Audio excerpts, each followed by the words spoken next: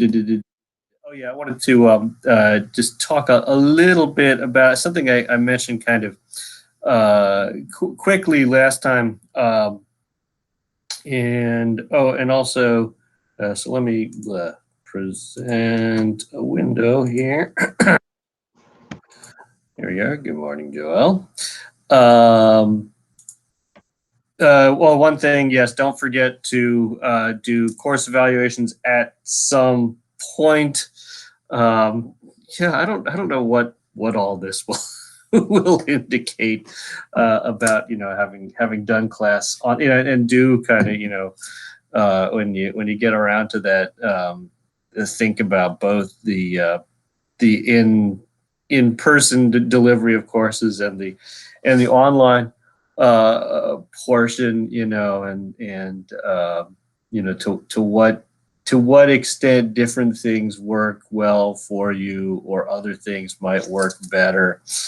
Certainly interested in hearing that, and I know, we'll be my colleagues and I will be discussing what works and what could be improved, and what different ideas folks have for things. I know some people are, I don't know, it's weird. Some people are being like much less innovative than I am. Like some people are doing like basically correspondence courses where they do like email with you.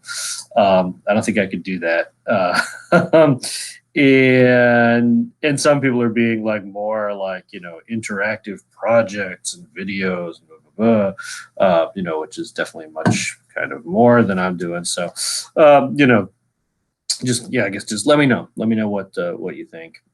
And obviously, hopefully we're hoping not to be doing this in the fall, and we're planning not to be doing this in the fall. And of course, everything's really up in the air, but I guess there are like different levels of contingency plans based on how things are going, how pandemic is going. That we might start a little later, have condensed semesters or something, or we'll start online again for some portion of the semester, if not the whole semester. But hopefully, it doesn't come to that. But always we're at some risk, especially in a hurricane school, for having to teach online. So this could be kind of boot camp for the future or something. So again, that's just a very long-winded way of saying please do evaluations and and let me know what works. That being said, right, a point I mentioned kind of in passing, but that I want to just dig a little bit deeper with. I've been thinking, hey, maybe I can get a paper out of this. I mean, write a paper. I don't know. I'm really bad at writing papers these days, as you may or may not have noticed. My publishing output since I finished a book is moribund, shall we say? But this is something worth kind of thinking about. If you'll recall, again, type 1 thinking, type 1 cognition is what we call fast, and that means it's more or less automatic or reflexive.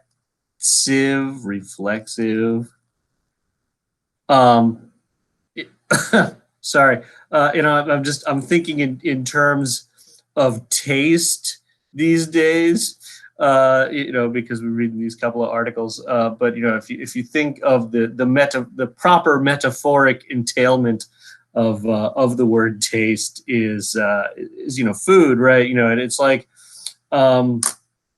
if you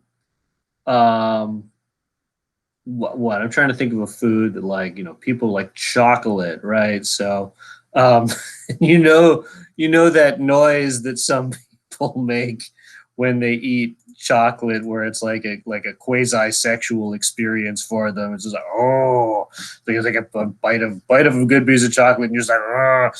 That is a sort of what I would think of as a sort of an expression of type 1 cognition, right? That's kind of deeply pleasing on some, really reflexive but unreflective level, right? It's a reflex to enjoy certain kinds of things, whereas type 2 cognition is slow and deliberate, and this hopefully this isn't too confusing, but reflective, as in it's not a reflex, but you take the time to reflect upon an experience. And so I don't know if you know wine or beer snobs, but like people who like take a drink of wine, they're like, and they're thinking like, there's a hint of it's oaky with a hint of sweaty socks and horse blankets and things. They're like, oh, you really got to think about that kind of flavor.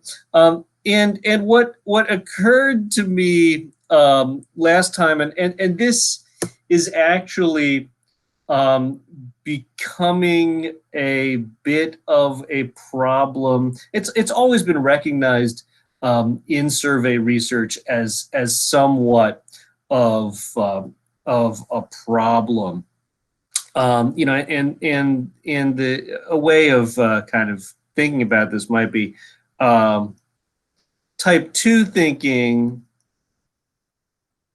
is involved in what people say, because if you ask people, as we've seen in these last couple of papers, you ask people what kind of music they like, they can express a preference. Or in the GSS survey that today's is based on, it's if I recall correctly, they present people with a array of different musical genres, and they like give them like a 5-point scale of like, from like never listened to enjoy listening to, like, where do you fall on this scale.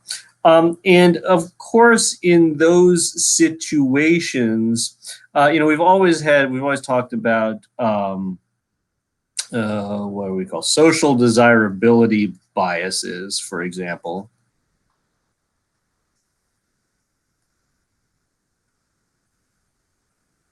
Where people will say they like something, or this is always the thing of like, it's hard to find Nazis in survey research, right? It's hard to find racists in survey research, because people know that it's not really acceptable to express racist opinions.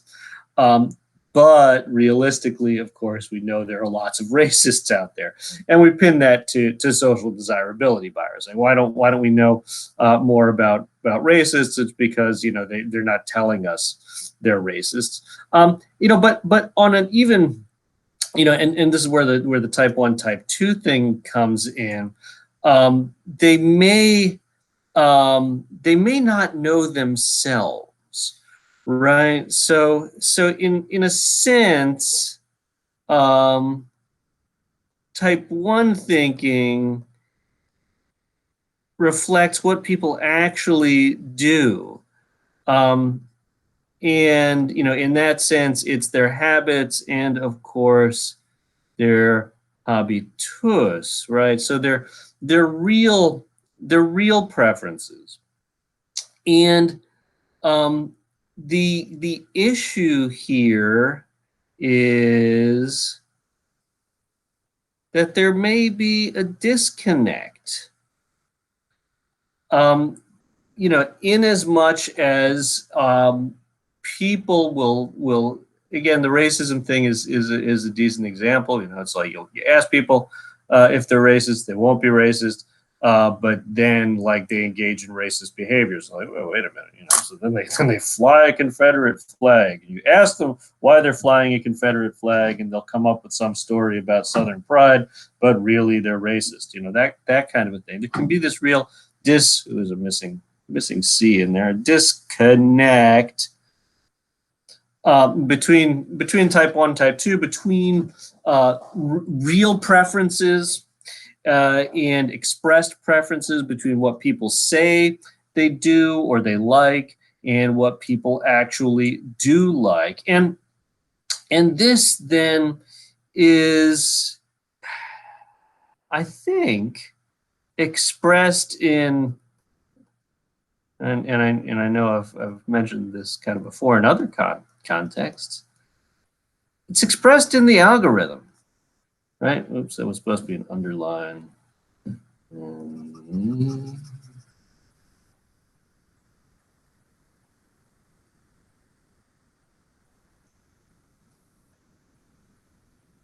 Right, the algorithm. And what I mean by that is, so all of your major web services, we've talked about this, right? All of your major web services now, especially, it becomes especially controversial. It becomes especially problematic in political times because, as we talked about with like Facebook and Instagram, Twitter, whatever, like the stuff you get shown is based on the stuff you've already kind of liked or looked at, or what your friends do, right? So you don't tend to see many novel things. You don't see things that are sort of outside your comfort zone. With this taste stuff, though, and it occurred to me last time with respect to the Netflix and the Yelps, Yelp, when those economists were talking about that, actually not economists, they're sociologists at B schools, Goldberg and Hannon and those guys. This would be the old version of Netflix. Star ratings. And again, Netflix used to allow you to do this. I was noticing the other day, Spotify, right? Spotify, the music service, used to be more interactive, in terms of, like, you could tell it you didn't like songs, or you can still like certain songs, right? So that's some, you can, like, click a little heart, but you used to be able to tell it, like, I hate this, like, make this go away. You can't do that anymore. And again, specifically with Netflix, what kind of sets the Goldberg piece apart and makes it, unreproducible at this point, is that Netflix used to ask you, like, okay, even movies you hadn't watched on Netflix, you could give them star ratings in order to generate. That was part of the old-fashioned algorithm, or the algorithm as of 6 or 7 years ago, would take your star ratings into account and give you recommendations based on your star ratings. And now it doesn't do that. And what that, I think, means is that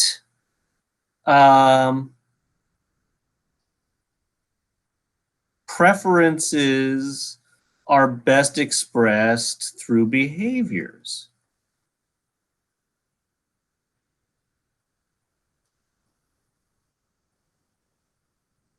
So, and this would take, probably an interview with some of the, I don't know if it's the user experience folks or who does this stuff at Netflix or Apple Music, or these other services that are that try to sell as much product as possible, try to get you to use the product as much as possible.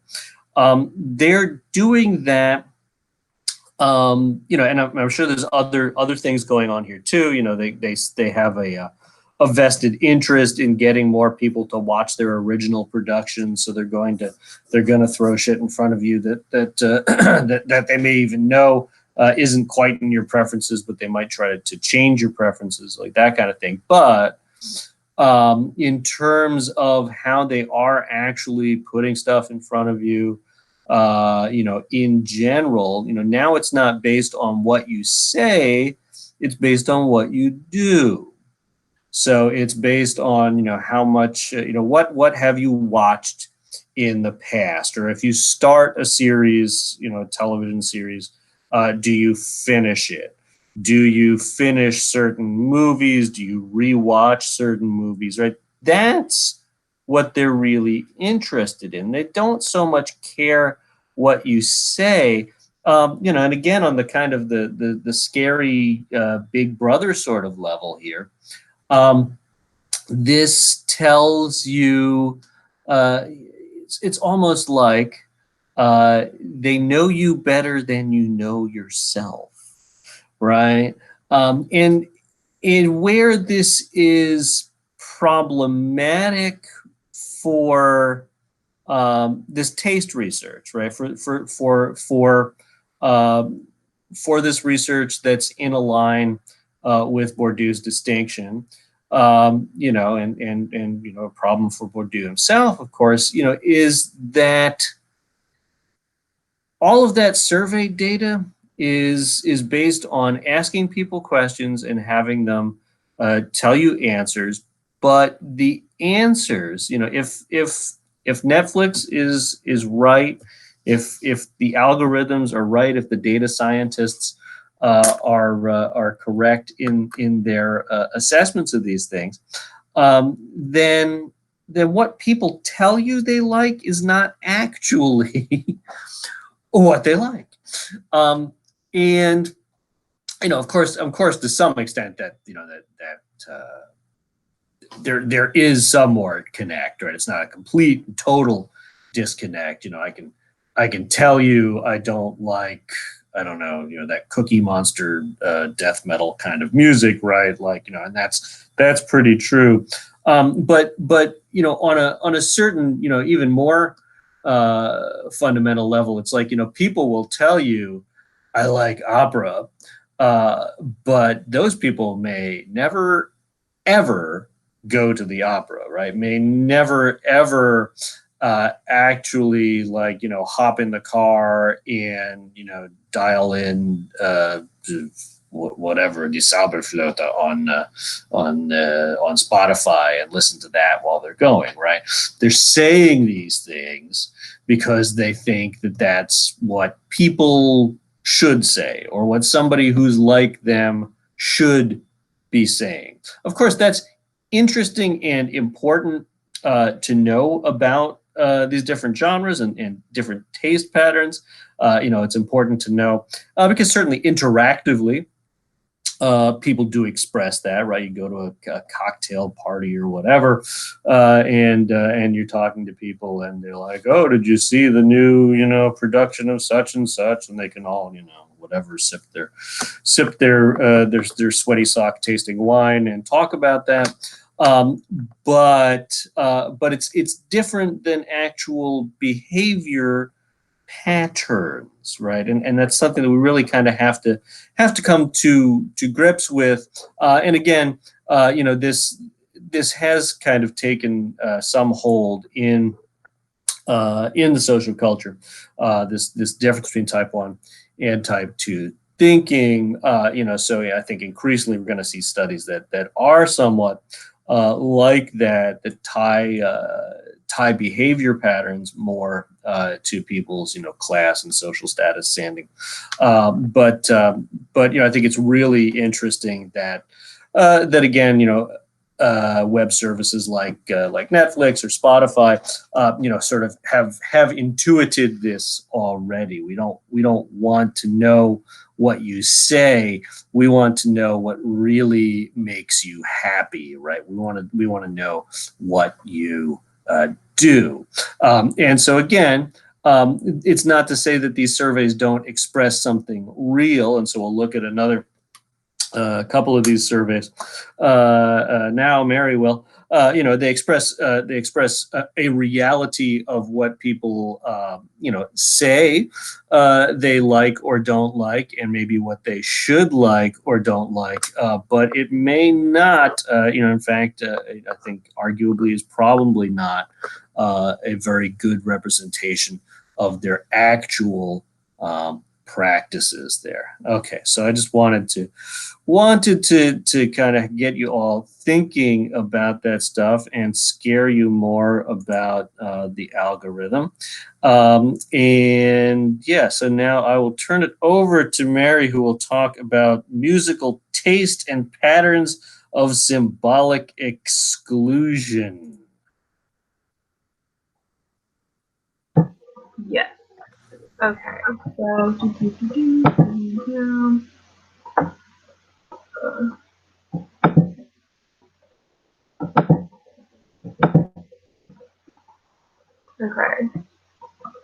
Can you all see this?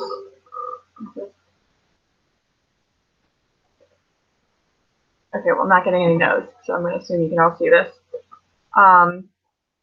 So this paper was Musical Taste and Patterns of Symbolic Exclusion in the United States between 1993 and 2012, Generational Dynamics of Differentiation and Continuity by Omar Lizardo and Sarah Skiles. And so, just as like an introduction, they claim that age has been neglected in analysis of taste, and they use musical dislikes as symbolic expression, in that like symbolic exclusion is like, how do they define it in it's like the differential propensity of persons to direct dislikes at clusters of cultural forms identified at the style or genre category level. And so they looked at this through like horizontal differentiation. So within the same like social class, just like different age groups. And so generational differences are kind of seen as a way of distinguishing oneself from a different age group of the same social class. So like the youth versus like the middle-aged people versus like the elderly. And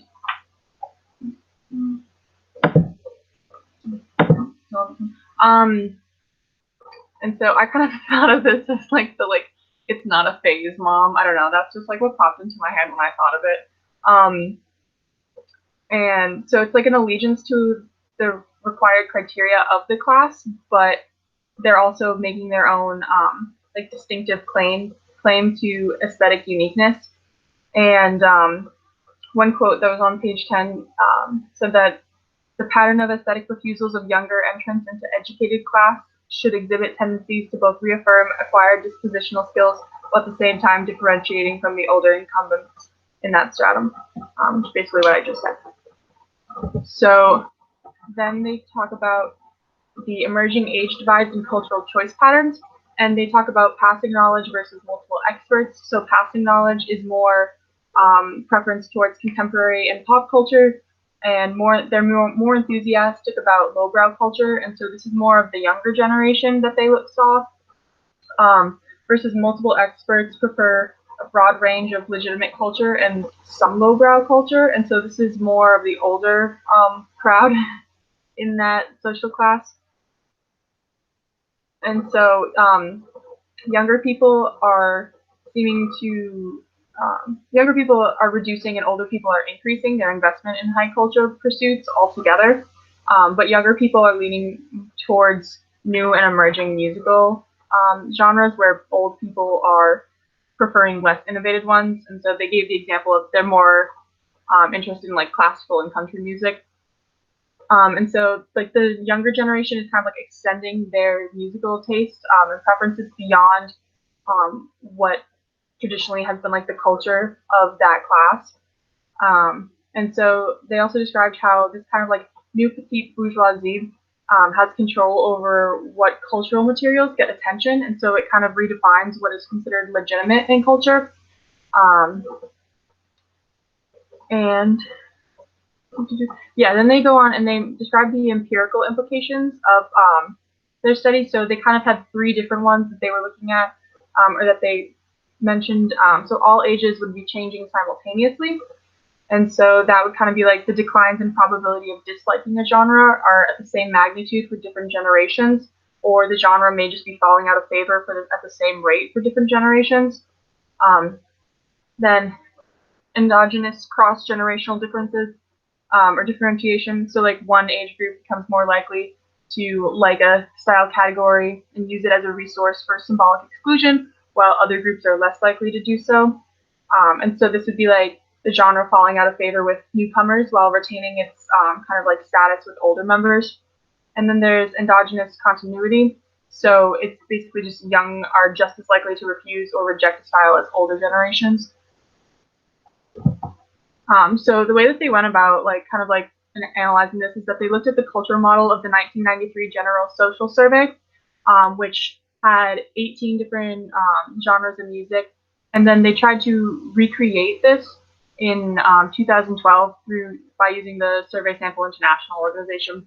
And once they kind of like did some like stuff to it, they came out with like 15 musical genres that are analyzed, and it lists them all on table 1. And so their results, they broke it down into, I think, 3 different sections. The changes in the symbolic exclusion behaviors of Americans. So they found that different age groups are engaging in different patterns of symbolic exclusion. And so they were able to reject their null hypothesis here. And also changes in behavior by style. So they talked about an increasing institutionalization of conspicuous openness. So the examples they gave were the probability of disliking decreased for classical music, opera, jazz, Latin music, rap, metal, and rock, and the probability of disliking it increased for country, bluegrass, folk, and religious music. And so this conspicuous openness is kind of like a form of cosmopolitan high status display. And they describe the openness as also being like, as culturally privileged people draw from highly morally charged symbolic boundaries in relation to persons and cultures associated with nationalism, localism, and provincialism, as these are usually associated with racism or xenophobia. I was a little confused on their like inclusion of that and like what the phrasing kind of tripped me up a bit, but and so have changes occurred? Have the changes that occurred over time affected all groups equally? No. So in the example of like rap and hip hop, more so the younger generation, the difference, they started to like rap and hip hop more. And so because they were comparing like the younger generation from like 1993 and like the younger generation 2012, there's that generational switch. So like the young people in 2012 are now like the middle-aged people or in the 1993 are now like the 2012 like middle-aged people. So they're able to track the like how different age groups, you know, if they still like the same stuff that they did when they were, you know, like if they when they were young, if they still like that same stuff when they're older and that kind of thing. And so the younger generation in 2012 is more likely to like rap and hip hop than the younger generation in 1993.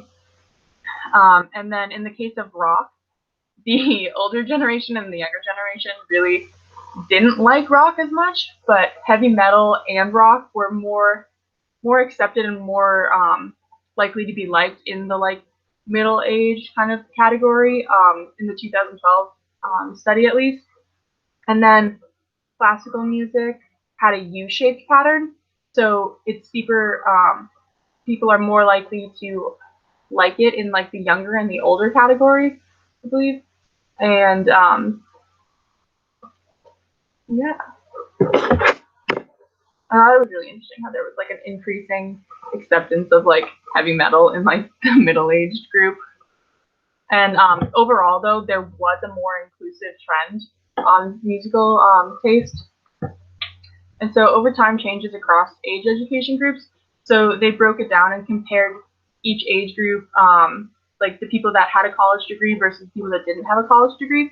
And all genres, except for bluegrass, have heterogeneous changes across education levels. So, and generational changes vary in significant ways by education. So the clearest example here was in rap and hip hop, in like kind of like the college age group, or like right after college age group. And so in 1993, 58% of respondents aged 25 to 29 with a college degree did not like rap, but in 2012 it was only 20%. And it was people were already more likely to like it if they didn't have a college degree. So it shows the like transition of like, you know, there was a difference between the age group on like who liked it, but then as time went on and like a different generation kind of took that place, that generation was more likely to like it. If that makes sense. And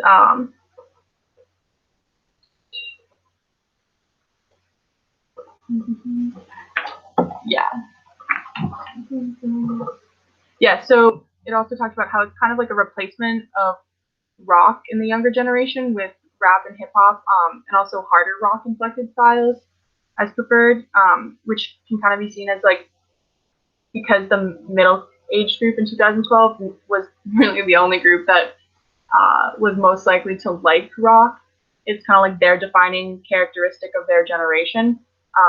Because you can like track the shift of like when they were younger liking rock to being middle aged and liking it, but the groups around them didn't like it.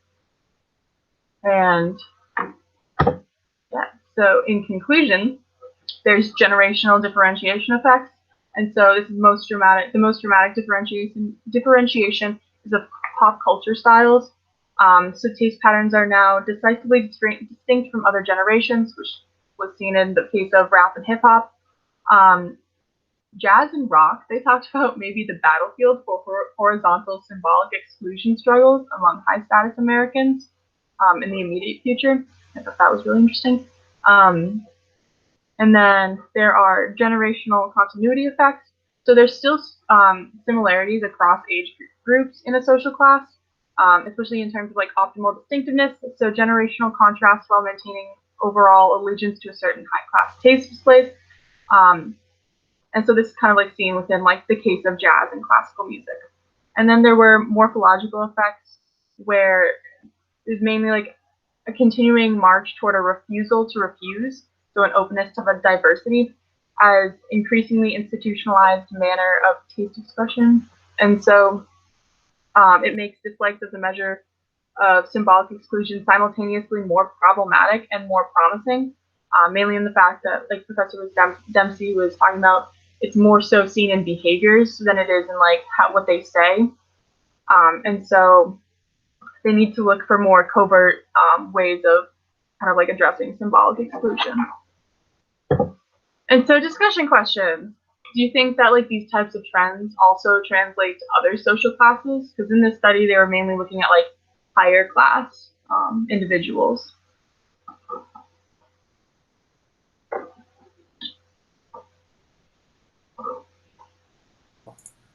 I think you're not quite right on that point, and this is something I'm just kind of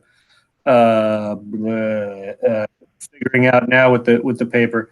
So the bulk of the results are for everybody, right? So it is.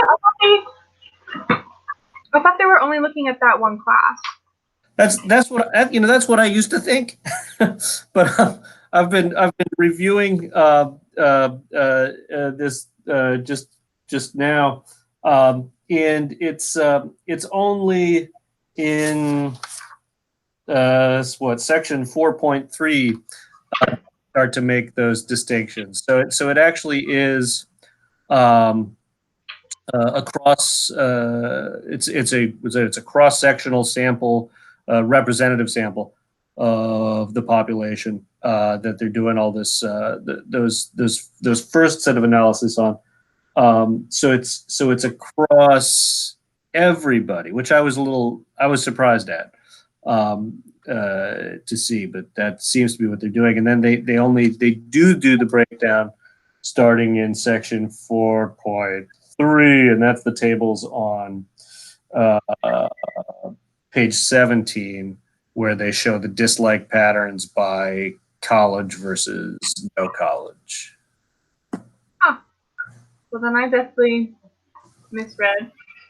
Yeah, as did I, right? Because I've been that's how I've read the article the last 2 or 3 times that I read it, but I just realized that they don't have that breakdown. But that makes this. I mean, it makes it. I don't know. It gives me pause. Yeah, because then So like they're talking about generational differences in the same. Like they're trying to make an argument for it being within like the same class, but then if they're not looking at the same class all the way through. yeah, I mean, it's still an important finding, because it is weird. And I think you did a good job talking about it, like how it's really all about as they call it, symbolic exclusion.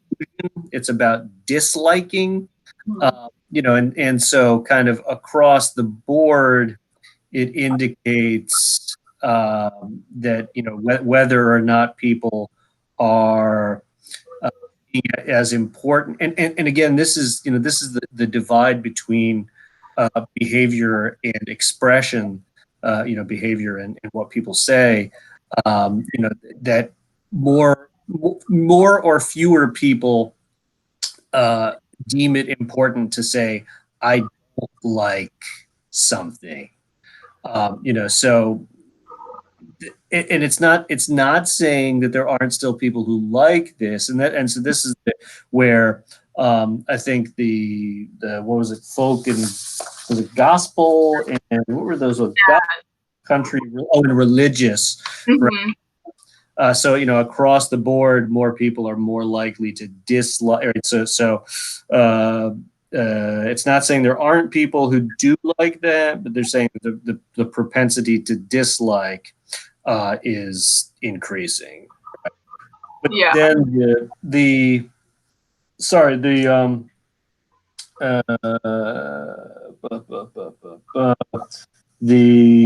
education breakdown on where's this page 17, right? That does give the class breakdown, and some of those are pretty interesting, I think. Mm-hmm. So the propensity to dislike Latin music, for example, right? So people without college educations are okay with Latin music. People with college educations are more likely to dislike. I mean, that's these are kind of interesting findings, but yeah, good way of thinking. So maybe we should move on to the second question. All right. So why do you think that generations attempt to differentiate themselves from others in their class? Or I guess in other generations? I feel like every generation sets out to like not disappoint their parents, but to like be different from their parents. And like every generation does it, and what's funny is then the next generation to come. Okay, so like you have baby boomers, and then like what is it, like like millennials? I don't know, but like millennials hate our generation, but millennials hate the baby boomers, and then the baby boomers I sure hate the others. You know what I'm trying to say? Yeah. It's like every generation dislikes each other in some weird way and always thinks the next generation is worse than what they were.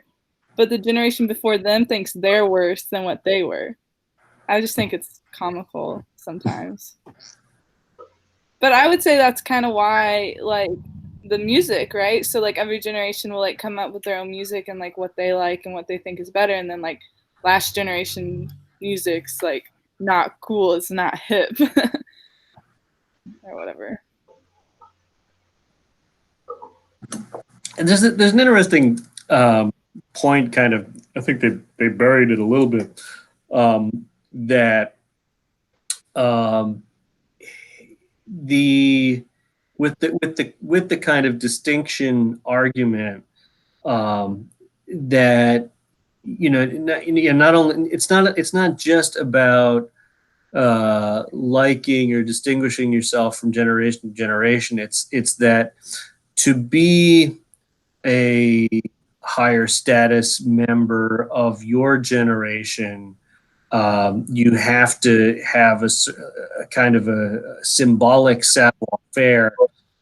So it's like, you should be familiar, or you should enjoy hip hop to be able to show that, like, yes, I'm a person of culture of my generation. So it's like these things kind of stack upon each other, multiply against one another, because I think there is, and this does go back to a kind of a core Bourdieuian argument, that we do that distinction is always a moving target, right? So it's like, in the you can't just read a book to find out what you should and shouldn't like, or like dress, right? I mean, any of this sort of stuff, right? You can't like go to the library, check out a book, and figure out how to do that. It's like you have to latch on to the trends, and you have to like be a member of the right social group to know, like, oh, we're listening to this now, we're driving these kinds of cars, we're eating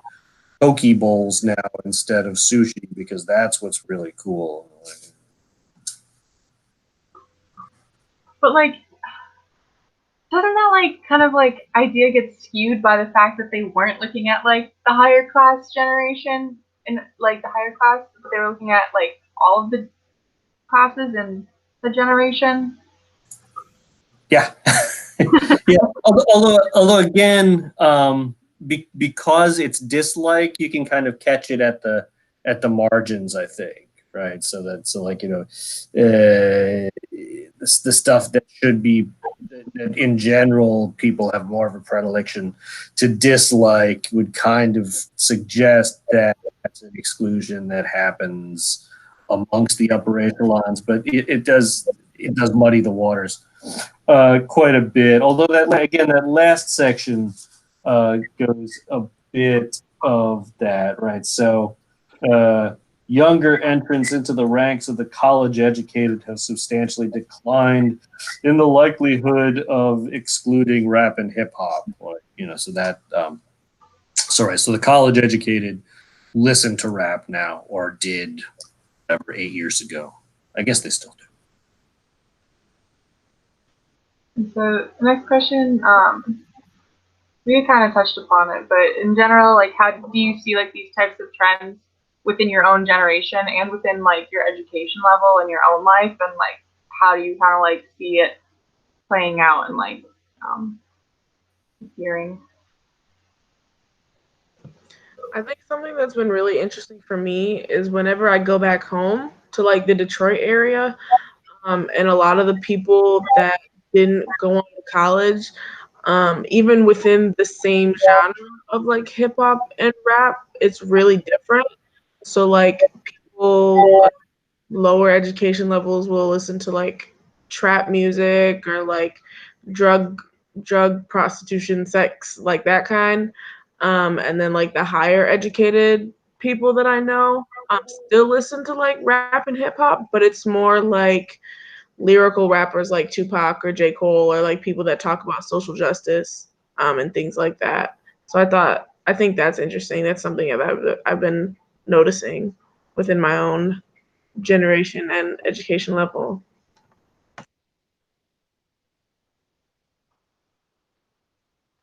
Kind of going off of that, like when I go home, it's all country music, and when I go down to Florida, it's all rap music.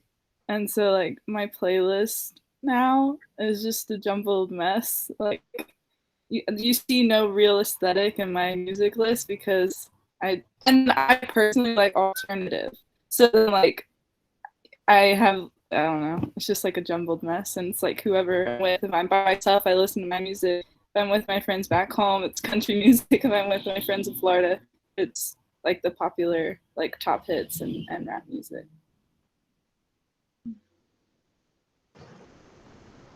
Yeah, you guys kind of raise a good point too about it being, um, just saying something like country or rap. I mean, that after the experience of all the different subgenre differences and what the real distinctions, are inside of that. So this is a pretty, it's that using a sledgehammer instead of a scalpel to really kind of pull apart the different genre differences. And then, so like, we're kind of like right in between millennials and Gen Z. So like, some websites will say that like millennials, like the generation ends at like 1999, and some will say it's like 1995. I haven't been able to find like a solid like, okay, this is the end of this generation, the beginning of this one. So like, we're kind of like in that gray area. So do you think that like we lean more towards like what the younger generation is kind of listening to, or more so what like millennials listen to?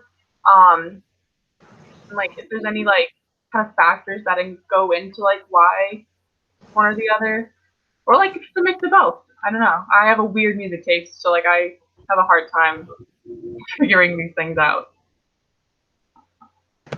I also have a weird music taste, and my parents are really old, so that plays into it as well. But I definitely think that us as a group are more leaning more towards the millennial kind of music route because, like, even education wise, some high schoolers, aren't to the college level yet. They haven't really experienced anything, so they're much more immature in their music choices than I would say that we are. Like the 99 to whatever group. I was born in 99. But I listen to like Motown, so it's way different for me, I guess. But yeah.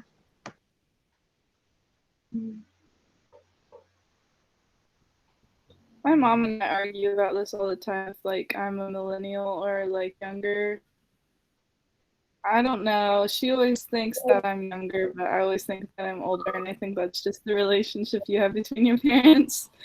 But I listen to like I guess newer music, but not hits.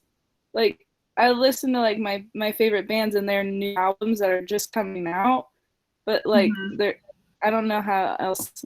Yeah, so like I guess I'm on the newer side of music. I think there needs to be like a new generation in between those generations. I don't know. That's just my thing on it. I mean, I like all types of music. Like most recently, I've been into more Latin music, as I have gotten to understand more Spanish by taking college classes and stuff like that. But that's yeah, I just listen to almost any kind of genre, hits or not. But that's pretty much it. Yeah, I think this will be, an interesting. I don't know if we'll be reproducing these kind of studies too much in the future, even because I got a couple of Gen Zers in the house, and seeing how people that generation and you guys to some extent have this as well, where you've got all the music in the world at your fingertips, right? And even more, I mean, even I experience this to some extent. It's like if you just like tell Spotify like play whatever, like it'll kind of play whatever, but within certain genre boundaries. But even some of the time I'm listening to stuff and I'm like, I don't know. Is this rock? Is this country? Is this alt Americana? Is this alternative? I'm sure it's not hip hop if it's not hip hop, but it's like whether distinction will work the same. I don't know, or if you'll have to find other things to distinguish yourselves. Yeah, there's such a genres are just melting together so rapidly. It's really cool though. I also think, I mean, again with the class thing, I also think music taste really plays into what you were able to get your hands on when you were younger. Because like for me, I had internet access and a mom who wasn't home very often. So I was on Google all of the time doing anything, and now I have like a really, really broad music taste, like Korean, Japanese, Spanish, like all of that. So I think that as well, like people who don't have internet access or that really changes your music taste as well, because you just have to listen to what your parents listen to. That's really interesting that you said that because I didn't have internet for a really long time. And the music that I like is kind of similar to like the CDs and tapes that my mom would play in the car and stuff. But that's interesting. I still branched out definitely from it, but now that I'm thinking about it. Yeah, none of you have that experience of where we had to and of course it is the cohorts that we've been talking about, but like if you wanted to experience anything outside of top 40, you'd have to go to a record store and you'd have to like rely on the knowledgeability of the record store guys, and of course they were usually like really obscure. At least the ones I always ran into were like oh, you don't want to listen to that, man. You gotta listen to the new Black Flag or whatever. Like I don't know. So now you have the world at your fingertips, right? So does genre matter? And I think maybe really this the kind of but you do raise a good point about internet access, right? So those who don't have internet access, are they kind of stuck in a genre enclave or something like that, right? They're stuck with it's just what you can get. Yeah. I think it also goes beyond even just the internet access, but family dynamics. I feel like probably play really big into it too. Because if you don't have a good relationship with your parents and all you can listen to is their music, you might start to absolutely hate it for your entire life. And start listening to a completely different genre of music. There's just so many factors.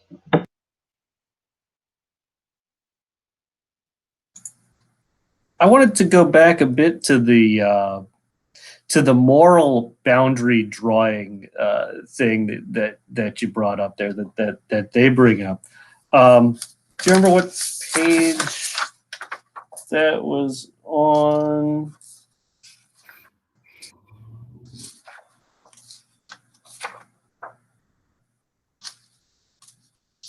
Oh, it's on page 14, right? So the arguable reason that people don't like country, bluegrass, folk, and religious music is that these are associated with nationalism, localism, provincialism, racism, and xenophobia. And I just wonder, do you have that sense of certain genres?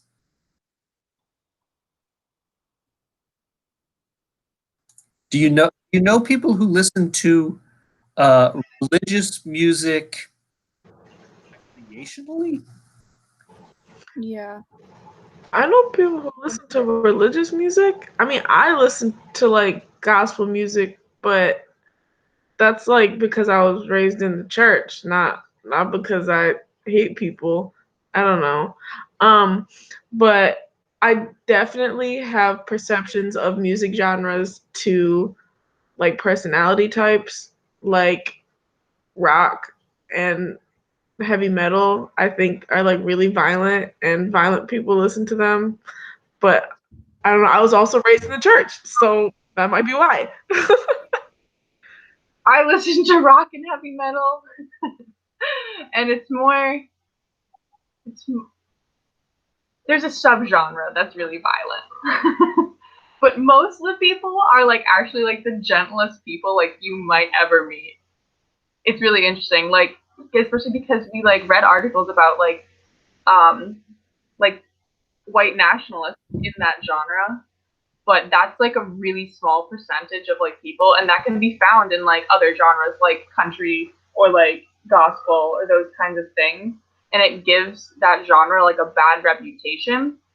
um and it just creates like a stigma around those genres, but I will defend my heavy music until the end.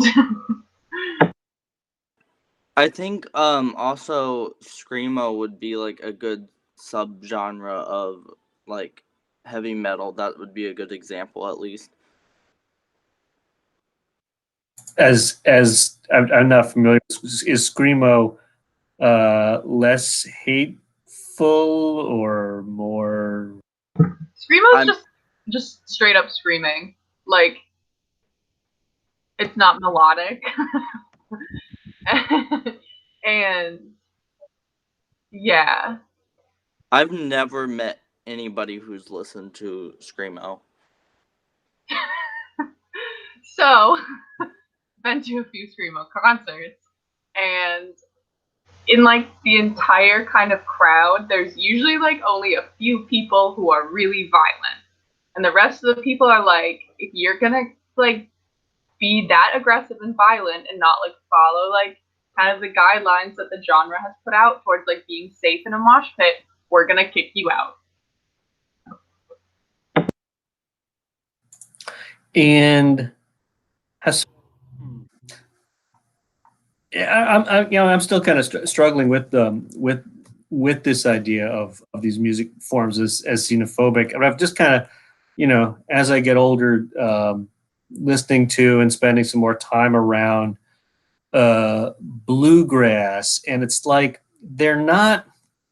Nobody who I've met there is racist, um, but at the same time, nobody I've met there is black, right, or anything but like really white, and so um, now I guess that doesn't make sense with a religious distinction, but country and bluegrass specifically, I think I can see it. Um, would you see it as you don't? Would you ever see it as you don't want to be heard listening to those musics because of the potential associations with those musics? What kind of person that might identify you as? Do you ever have that? So, Sophia, you say you listen to country. Like, do you try not to like bump your country jams at Eckerd because what? Oh, no, I don't. One time I did, and I got dogged on so much, but it was like funny. If they weren't my close friends, then like I would never have.